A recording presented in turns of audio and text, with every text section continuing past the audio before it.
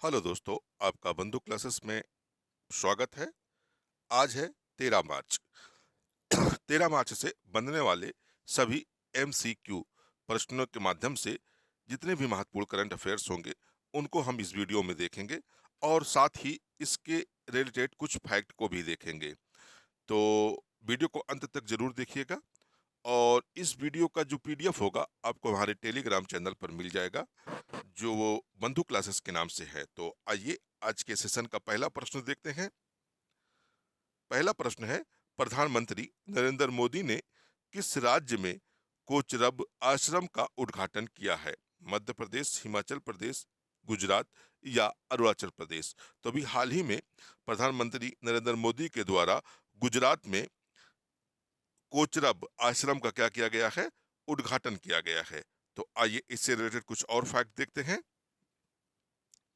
प्रधानमंत्री नरेंद्र मोदी ने गुजरात के साबरमती में कोचरब आश्रम का उद्घाटन किया है। साथ ही उन्होंने गांधी आश्रम स्मारक का मास्टर प्लान भी लॉन्च किया है। पीएम मोदी ने कहा 12 मार्च इसलिए भी महत्वपूर्ण है कि क्योंकि इस दिन बापू यानी महात्मा गांधी ने दांडी यात्रा की क्या की थी? शुरुआत की थी। 12 मार्च 1930 में महात्मा गांधी ने क्या किया था? दांडी यात्रा की शुरुआत की थी। कोचरब आश्रम साल 1915 में दक्षिण अफ्रीका से भारत आने के बाद महात्मा गांधी द्वारा स्थापित पहला आश्रम था। ये भी आपके लिए फैक्ट काफी महत्वपूर्ण होगा कि महात्मा गांधी के द्वारा पहला आश्रम कौन स्थापित किया गया था? तो कोचरब आश्रम कब स्थापित किया गया था? तो 1915 में यह आश्रम स्थापित किया गया था। आइए अगला प्रश्न देखते हैं। अगला प्रश्न है, केंद्रीय सतर्कता आयोग में नए सतर्कता आयुक्त के रूप में किसे नियुक्त किया गया है? एएस राजीव, राजीव कुमार, अनूप अवस्थी या अजय सिन्हा? तो अभी हाल ही में नए सतर्कता आयुक्त के रूप में किसे नियुक्त किया गया है? तो एएस राजीव को नियुक्त किया गया है। आइए इससे रिलेटेड कुछ और फैक्ट देखते हैं। राष्ट्रपति द्रौपदी मुर्मू ने एएस राजीव को केंद्रीय सतर्कता आयोग में सतर्कता आयुक्त के रूप में क्या किया है? नियुक्त किया है। यस ए राजीव एक वरिष्ठ बैंकर की तरह कार्य किए हैं। उनके पास 4 प्रमुख बैंकों सिंडिकेट बैंक, इंडियन बैंक, विजय बैंक और महाराष्ट्र बैंक ऑफ महाराष्ट्र में टोटल 38 वर्षों से अधिक का अनुभव है। केंद्रीय साक्षरता आयोग एक शीर्ष भारतीय सरकारी निकाय है। इसकी स्थापना साल 1964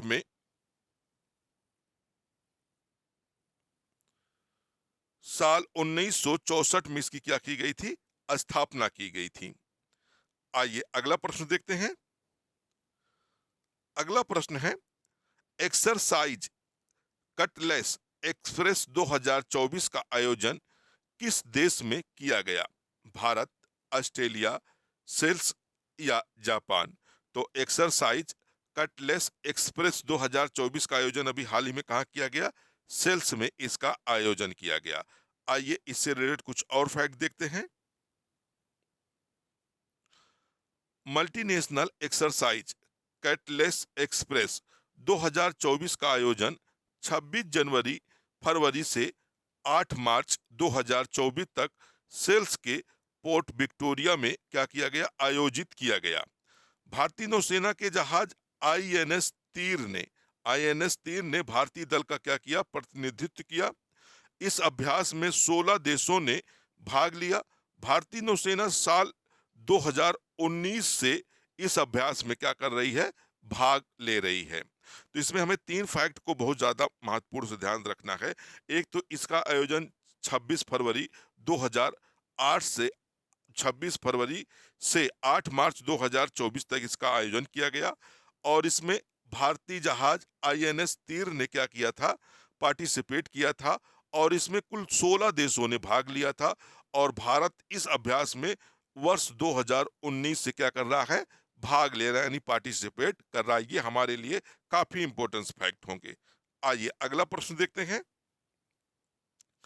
अगला प्रश्न है, सुभाष चंद्र बोस के जीवन पर आधारित एक डिजिटल प्रदर्शनी सुभाष अभिनंदन का शुभारंभ किसने किया? अमित शाह, राजनाथ सिंह, अर्जुन राम मेघवाल या अनुराग ठाकुर? तो अभी हाल ही में सुभाष चंद्र बोस के जीवन पर आधारित अर्जुन राम मेघावत ने एक सुभाष अभिनंदन प्रदर्शनी का क्या किया है? उद्घाटन किया है। तो हमारा राइट आंसर बन जाएगा अर्जुन राम मेघावत। आइए इससे रिलेटेड कुछ और फैक्ट देखते हैं। केंद्रीय कानून एवं न्याय मंत्री अर्जुन राम मेघावत ने सुभाष चंद्र बोस के जीवन पर आधारित डिजिटल प्रदर्शनी सुभाष अभिनंदन का शुभारंभ किया। यह प्रदर्शनी राष्ट्रीय अभिलेखागार में उपलब्ध दस्तावेजों पर आधारित है। भारतीय राष्ट्रीय अभिलेखागार 134वां स्थापना दिवस मना रहा है अपना। तो यह जो प्रदर्शनी है दोस्तों, सुभाष चंद्र यानी राष्ट्रीय अभिलेखागार पर आधारित होगी और इस वर्ष राष्ट्रीय अभिलेखागार अपना 134वां स्थापना दिवस मना रहा है। आइए अगला प्रश्न देखते हैं। अगला प्रश्न है, हाल ही में MIRV टेक्नोलॉजी के साथ किस मिसाइल का सफल परीक्षण किया गया? अग्नि 4, अग्नि 5, त्रिशूल या नाग? तो अभी हाल ही में किसका सफल परीक्षण किया गया? तो अग्नि 5 का परीक्षण किया गया। MIRV टेक्नोलॉजी के आधार पर अग्नि 5 का क्या किया गया? सफल परीक्षण किया गया। अग्नि 5 की बात करें तो यह जो इसकी रेंज इस बार 5500 किमी से यानी किमी से 5800 किमी तक इसको क्या किए हैं? मार करने की क्षमता पर सफल परीक्षण किया गया है। आइए अगला इससे रिलेटेड कुछ और फैक्ट देख लेते हैं। रक्षा अनुसंधान एवं विकास संगठन DRDO ने हाल ही में multiple independently targetable re entry vehicle यानी MIRV के साथ स्वदेशी रूप से विकसित अग्नि 5 मिसाइल का क्या किया है? सफल फ्लाइट टेस्ट किया है। यानी इस बार क्या किया है? फ्लाइट टेस्ट का सफल परीक्षण किया है। अग्नि 5 5500 से 5800 किलोमीटर की दूरी तक मार करने वाली इंटरकंटिनेंटल बैलिस्टिक मिसाइल यानी CBM है। तो इस बार इसकी जो क्षमता है कितना, ये क्षमता आपको ध्यान रखना है कि 5500 किलोमीटर से 5800 किलोमीटर तक का अग्नि 5 की मारक क्षमता है और यह पहला फ्लाइट टेस्ट होगा अग्नि 5 का। आइए अगले पड़ाव की तरफ हम लोग बढ़ते हैं और अगला पड़ाव है कि कल का रिवीजन यानी कल 12 मार्च 2024 को हम लोगों ने कौन कौन से प्रश्न पढ़े थे उसका एक क्विक रिवीजन देख लेते हैं।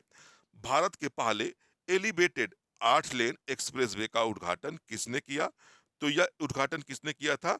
नरेंद्र मोदी के द्वारा इसका उद्घाटन किया गया था। यानी प्रधानमंत्री नरेंद्र मोदी के द्वारा इस एलिवेटेड 8 लेन एक्सप्रेस, जिसे हम लोग द्वारका एक्सप्रेस कहते हैं, द्वारका एक्सप्रेस कहते हैं, और यह हरियाणा से दिल्ली तक का इस एक्सप्रेसवे का निर्माण किया गया है।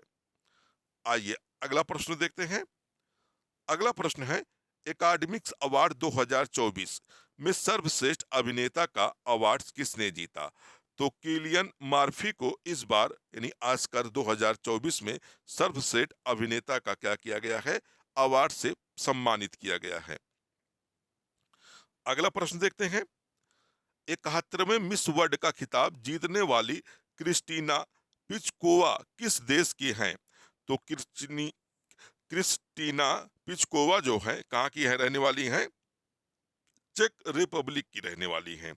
यह आयोजन इस बार भारत में 27 वर्षों के बाद किया गया, यानी भारत में 27 वर्षों के बाद किया गया और भारत के कहाँ पर किया गया? मुंबई में, यानी मुंबई में इसका आयोजन किया गया।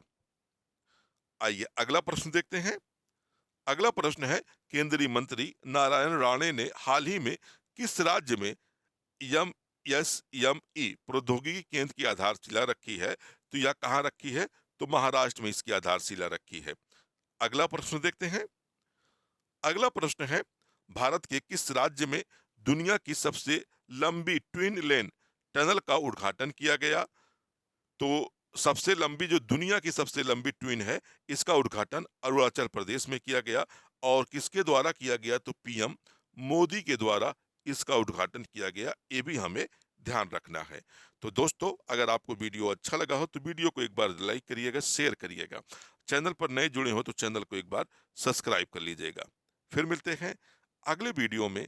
जब तक के लिए धन्यवाद। जय हिंद दोस्तों।